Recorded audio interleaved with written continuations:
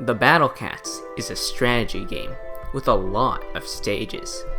There's 484 different stages in story chapters, or 868 if you include zombie outbreaks. In Stories of Legends, Uncanny Legends, and Zero Legends combined, there are 668 more stages, with almost all of them having 4 different star difficulties. But even more than those are the countless amounts of various event stages in the game, where there are so many that I can't even be bothered to count them all. Within all of these stages, there's a total of 687 enemies in the game. Well, including some placeholders. As a player progresses throughout the game, they end up seeing more of these different enemy types and learn what each of them do. But with so many different enemies and stages in the game, the same enemy doesn't always play the exact same. While mechanically speaking, enemies will always follow their build in stats and mechanics, the effect of the enemy within a stage can differ greatly depending on what other enemies are in the stage. This is because enemies, just like your own cat units, are dynamic. Their function changes depending on what other enemies are in the stage and what cat units you choose to use against them. This makes the Battle Cats a game with constantly innovative and fresh gameplay, where stages with already familiar enemies can create an entirely new playing experience. When it comes to designing stages, knowing how enemies can interact with each other is key to understanding what makes stages fun, interesting, and well balanced. Even if you aren't looking into stage design philosophy, knowing how enemies interact forms the basis for creating strategies to beat stages. No matter how you're playing Battle Cats, it's a useful thing to understand. So what are we waiting for? Let's dive right into enemy dynamics in the Battle Cats.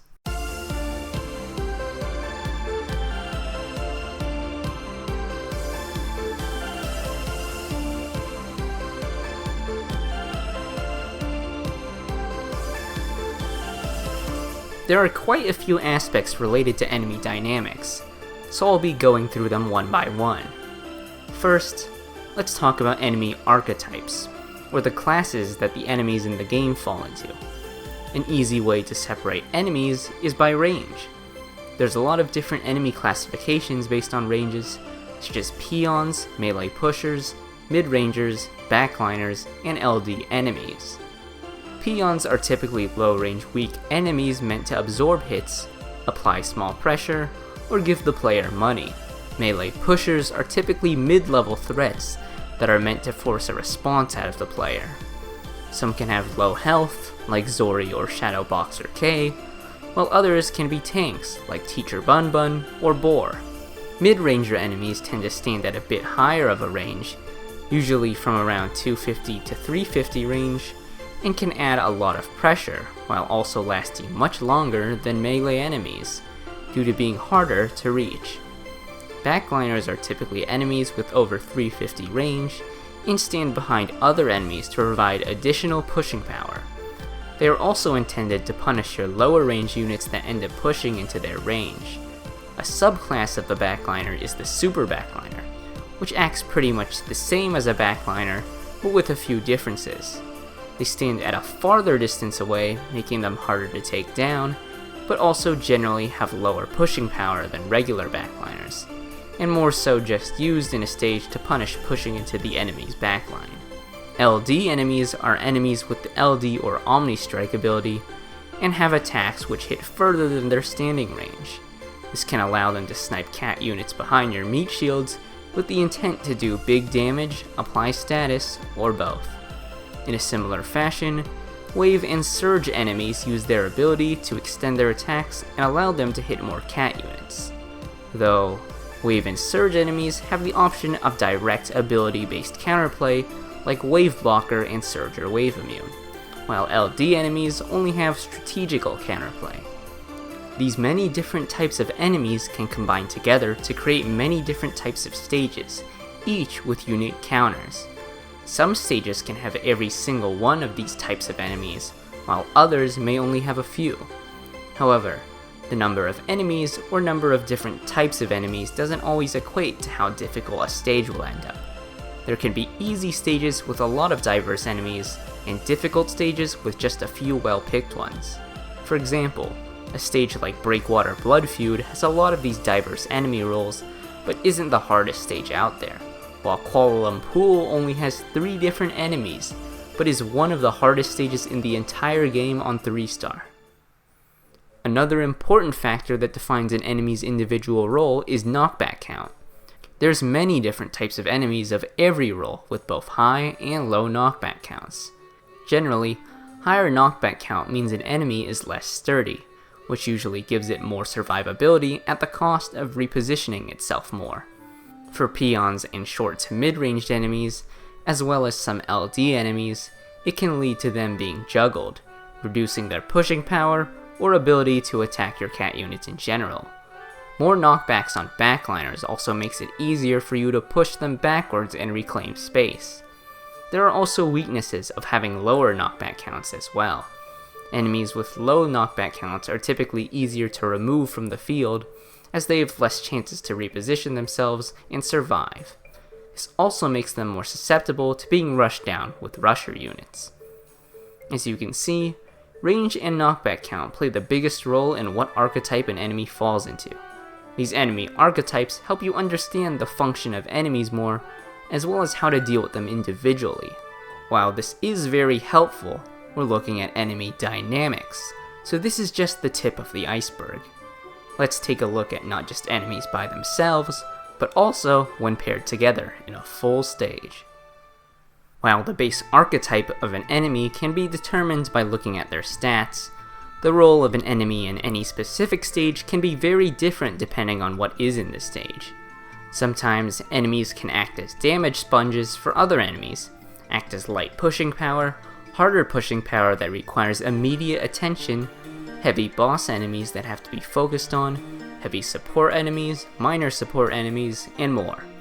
It's important to figure out what the role of an enemy is in a stage to understand how to best approach countering it, as well as understanding its function. For example, in its introductory stage, Smokestack to Heaven, Gobble acts as a light support pusher enemy that should be taken out for convenience to maintain your ground. In another stage like Protein Cartel, they act more as an immediate threat, demanding a quick response with the potential of causing the player to outright lose if not dealt with properly. The role of an enemy determines how the player must approach countering the enemy, with both priority and method. A good example for this is Chick-fil-A, one of my personal favorite enemies in the game. Chick-fil-A is a very diverse enemy, taking up multiple different roles in a lot of stages. Sometimes Chick-fil-A is part of the backline as supportive pushing power, and you would usually counter it with your own backliner units or LD units. On other stages, Chick-fil-A can stand in front of other longer ranged backliners and can be rushed down with your chip units and rushers. Chick-fil-A can sometimes be a threat worth taking out before others, and other times an enemy that you prioritize cleaning up last after everything else. She's a great enemy, honestly, but Chick-fil-A is just one of many enemies in this game, and a lot of other enemies can move back and forth on their roles depending on what other enemies are in a stage. Other enemies in a stage also serve to limit what you can use to counter them. If a backliner supports a low-range pushing enemy, then you will get punished for knocking back and pushing too hard into the backliner's range. If a support enemy like Henry is present alongside a pusher like R-Ost, then you may need to lure or bring freeze immune units to counter this combination. One way of seeing enemies in a stage is as counters to certain cat unit strategies. Whereas the R-Ost counters low-range cat units and Henry counters long-range or slow units, as well as encouraging luring, one good way to counter this combination is by luring Henry first, and then using mid-ranged units that outrange R-Ost but don't get hit by Henry. By using units or strategies that counter multiple enemies, it can prove to be an effective way to beat a stage. Not all counters are equal, however, and the degree to which an enemy counters cat units can vary. Some enemies in stages can act more as soft counters, while others can act as hard counters. An enemy like Lenoir might counter most cat units with a shorter range than itself, but using these units in a stage could still be very effective if they are intended to deal with a different enemy. Lenore acts as a soft counter to these units, deterring their usage but not stopping their effectiveness completely, while an enemy like Saint Dober creates high damage piercing surges that can end up countering your heavy fragile backliners. This usually means they aren't worth bringing into a Saint Dober stage compared to your other options at hand. Saint Dober acts as a hard counter to these units, and because he is present in a stage, the effectiveness of these units is completely ruined. All of these enemy archetypes and roles form what can be called the macro view of enemies, or the bigger picture. Knowing these can be key to understanding how to beat a stage conceptually, acting as a way to figure out an idea on how to counter a stage. But what if we looked at the micro view of the enemies, and focused on how each specific enemy affects the other's performance on the field? This is what we like to call enemy dynamics, how enemies interact with not just your own cat units, but also with one another.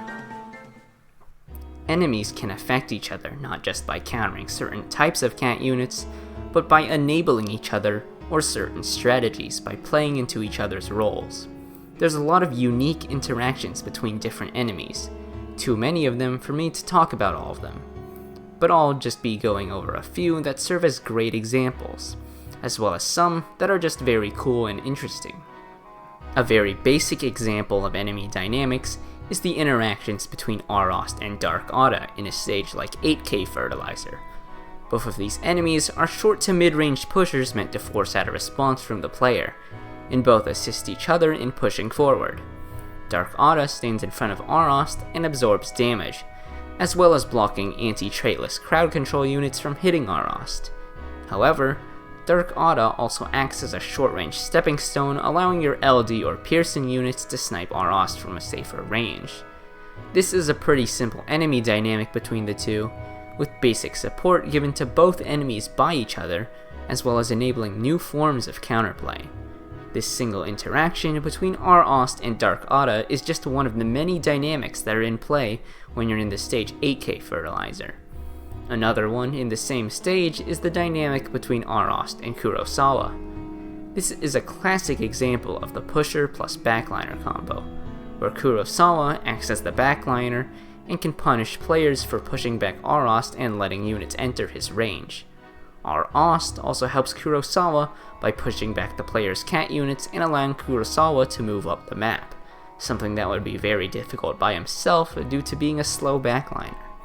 It's pretty simple, not all enemy dynamics have to be too complex, but combinations between enemies can range from very simple to very complicated.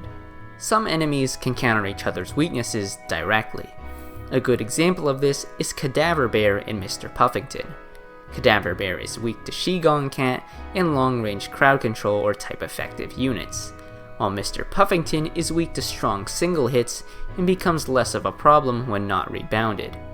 To support each other, Mr. Puffington can deal big damage to frontline meat shields like Shigong Cat and Curse type effective anti-zombie units, while Cadaver Bear can act as a long-ranged and immediate hard-pushing threat, both preventing you from connecting high-damage single hits onto Mr. Puffington, and forcing you to use a lot of attackers which can reactivate Mr. Puffington's attack due to Cadaver Bear standing behind him if he doesn't push forward. The synergy between these two enemies is why Defaced Tombstone is usually a very difficult stage, and good synergy between enemies, as shown here, can lead to combos that are very hard to counter. Not all enemy combinations are beneficial to each other, however. When pairing Emost and Yukan together, Emost's guaranteed knockback and slow allow it to keep knocking back your meat shields, and allowing Yukan to miss its attack, resulting in no wave being made. Emost can also knock back and slow Octopus Cat to stay outside of Yukan's range, but still remain on the map to wave block any potential wave that Yukan has a chance to make. In this dynamic, Emost ends up being a detrimental partner to Yukan, making him almost a negligible threat. Although Yukan may still benefit Emost by forcing out a barrier breaker or absorbing damage, his efficiency is hampered by Emost, and would be a much larger threat if put in a different scenario. Have you ever wondered why the squirrels in Floor 32 or Tiny Will are so annoying? Let's take a look at the dynamics between Eraser variants and Squirrel. Eraser variants are long-range, slow-moving backliners that do a lot of damage, one-shotting any meat shields in their range. After they attack, there is a brief period where they are in backswing, and this is the time for your meat shields that were in range of the boss to walk forward and stall it from moving. Once Squirrel is added to the equation, she can walk forward after the Eraser variant attacks and cause your own meat shields to stand in place and attack Squirrel instead of moving forward. Even if Squirrel can't do any meaningful damage on its own, or dies easily to any of your attackers, for the brief period it is alive, your meat shields are stalled for a little bit. This makes it much easier for the boss to push forward, despite how minor the enemy may seem. This is why peons of many different varieties can actually help other enemies push forward, by simply acting as the enemy's meat shields to your own. Another pretty infamous combination of enemies are the Manic Island and Berserkori in Ogre Island. Berserkori is a melee range enemy that does a deadly wave attack if it manages to land its hits. The Manic Islands in this stage act as backliners, with lots of additional pushing power, but this comes at the cost of allowing Berserkori to miss by killing any target he tries to attack. This actually makes strategies like deploying only slow and weak meat shields pretty good against this combination. Berserkori's knockback count of 1 also prevents him from being knocked back from damage, so specifically the knockback ability is very strong against him here.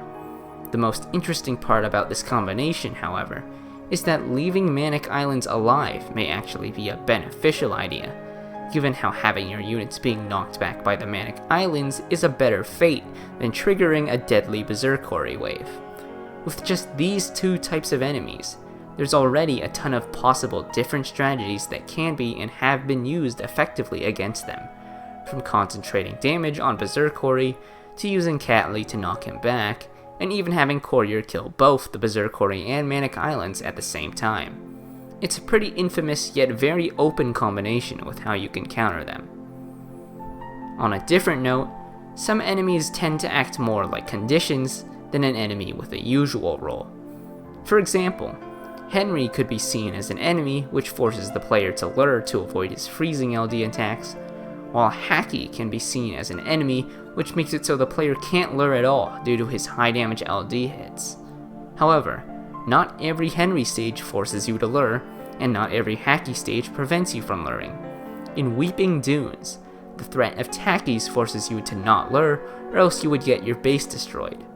This ends up forcing the player to play at a distance, but also use fast rusher units that can make it inside Henry's blind spot without getting frozen.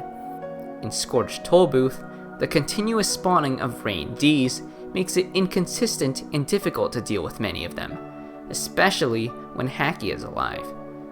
Although you can play at a faraway range with LD units, back in the day it was a much better idea to actually lure, and let Hacky shoot 1 or 2 shots at your base while having a good Awakened Bahamut chain clean up the first 2 Rain Ds and the Hacky. Sometimes, enemy combinations can lead to you playing right into an enemy's strengths to deal with both of them better. We can also expand the concept of enemy dynamics to more than 2 enemies. In No Return Flights, the core between Dolphina, Randy, and Master A make up a threatening combination that terrorized players for a long time. Dolphina's attacks take out your ranged attackers, while Rain D kills anything that is short-ranged. However, if the player uses mid-ranged units like Cyborg that outrange Rain D and enter Dolphina's blind spot, both of those 2 enemies have high knockback counts and allow your units to push forward into the Master A's range, eliminating them. The synergy between these 3 enemies to be able to counter units of any type is what makes the stage so difficult back then. Nowadays, we do have Courier, who can safely enter Dolphina's blind spot, hit Rain D with LD, and is expendable and respawnable enough to keep up pressure even with Master A in the back, and by doing well into all 3 of these enemies, he completely destroys the stage. As you can see, there's many different ways enemies can interact with each other and create many different types of gameplay interactions. If you make BCU stages, then I'd recommend for you to try messing around with different enemy combinations you haven't seen before, and I'm sure you'll be able to make some very interesting or powerful combinations. If you don't, you can still utilize these ideas to understand what are the best counters to difficult stages in the game. And if you don't care about either, then well, it's just a cool thing to think about when you're playing the game, isn't it? Well, it looks like I've pretty much finished explaining all there really is to it, so that's about it for this video. Have a good day, and I'll see you next time.